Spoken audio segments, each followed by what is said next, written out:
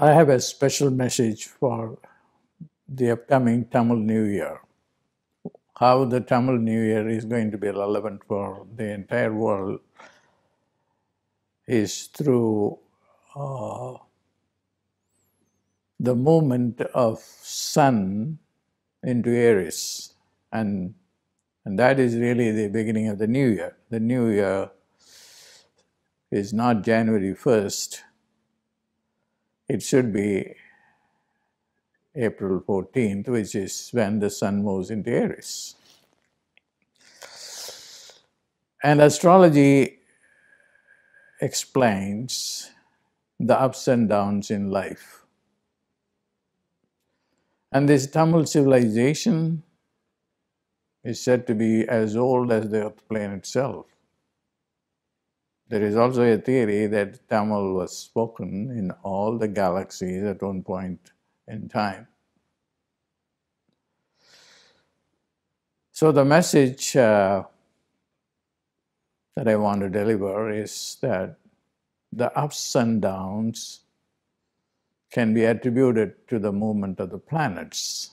They govern our health, our finances, our relationship, and everything. And then there is a relationship between the planets and our well-being. And that I have experienced it in my life on a personal basis.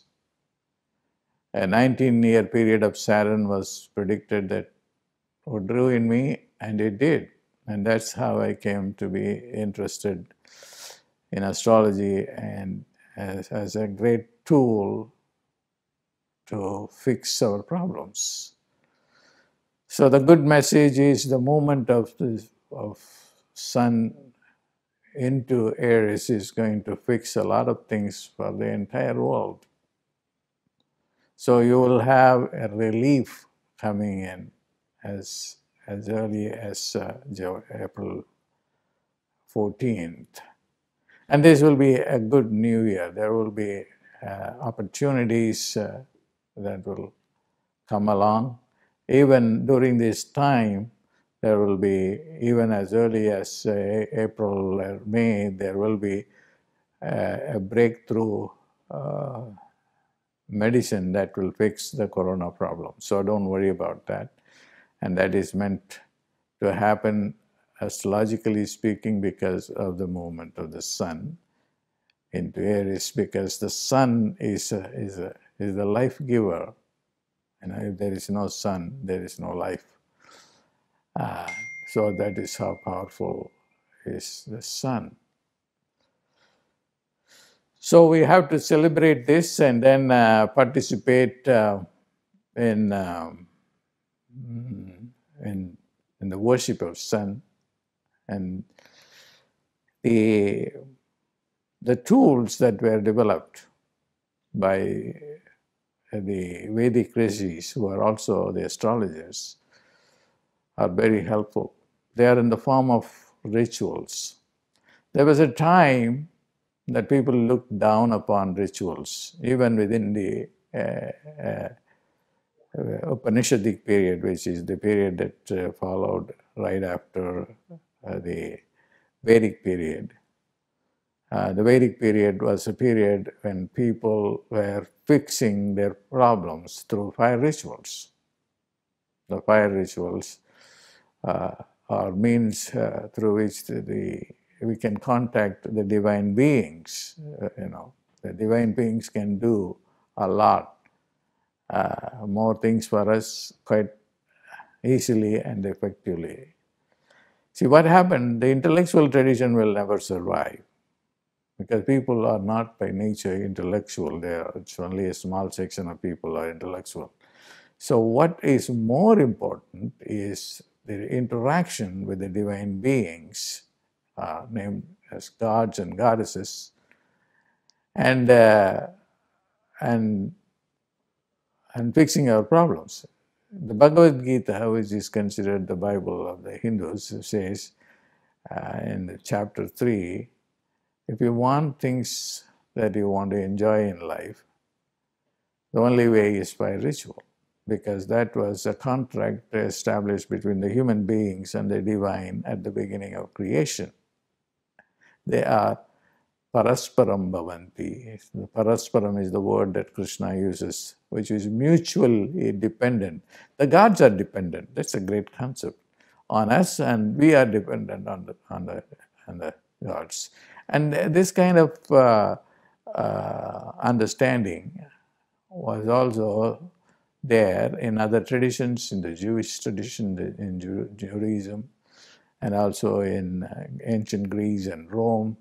People were able to be in touch with the gods, and the gods being so powerful, they were able to change the destinies, including the life of Jesus, where Jesus said, if God had wanted to save me from these Roman soldiers, he would have sent an angel to me. So that is a reality that we have discarded.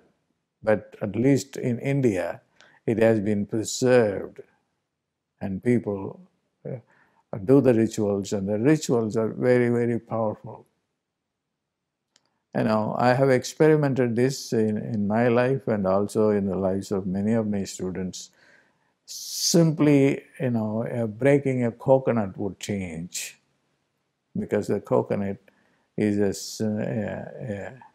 is a surrogate of a human being, and then the breaking of the coconut is a sacrifice, and sacrifice is behind everything, as well as it serves as a tool. So that's why I am very keen on promoting the rituals, because rituals belong to the technology part. And whatever yoga and meditation and philosophies are for more sophisticated understanding. But if you want direct results, you should do what is called the puja. Puja is a ceremony that you do to appease the gods and goddesses, and then get their benefits, to the planets as well. So it is important at this time that you can look at, you can consult the astrologers and then find out what is favorable planet and what is unfavorable planet. And favorable planets, you can enhance their power so that you get more benefits, and the unfavorable planets, you can appease them, so that they don't harm you. Okay, this is a practical philosophy. I would say a technology.